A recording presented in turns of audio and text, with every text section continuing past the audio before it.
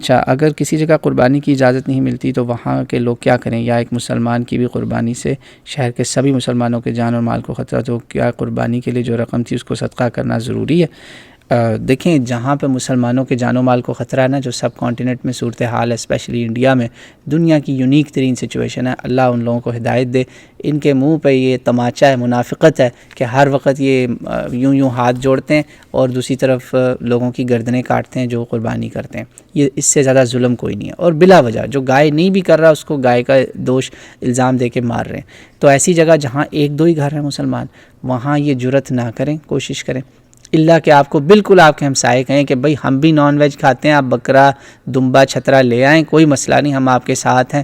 محفوظ ہیں، آپ پھر کر لیں۔ لیکن اگر ایسی بات نہیں ہے، آپ کو پتہ ہے کہ یہاں ہاسٹائل سچویشن ہے، یہاں بدماش چھپے ہیں جو موقع کی تلاش میں، اور آپ کی وجہ سے پوری بستی کو خطرہ ہو سکتا ہے، پھر نہ خطرہ مول لیں، پھر آپ وہ پیسے واقعی یا تو کسی ایسی جگہ دے دیں جہاں اجتماعی قربانی ہو رہی، وہاں کروا دیں، وہاں سے تھوڑا گوشت آپ کو آ جائے گا، یا آپ اس کو بے شک صدقہ کر دیں، لیکن کوشش کریں قربانی میں ہی حصہ کہیں اور ڈال دیں تو زیادہ اچھا۔ آن لائن جیسے ہو رہی، حرمین شریفین کی قربانی ہو رہی ہے، پوری دنیا میں گوشت تقسیم ہوگا، وہ کر دیں آپ، اللہ آپ کو توفیق دے۔ تو بہرحال جان کو خطرے میں نہ ڈالیے گا، اللہ نے قرآن میں حکم دیا وَلَا تُلْقُوا بِأَيْدِيكُمْ إِلَى التَّهْلُكَةِ وَأَحْسِنُوا إِنَّ اللَّهَ يُحِبُّ الْمُحْسِنِينَ، اپنے آپ کو ہلاکت میں مت ڈالنا، سورہ بقرہ۔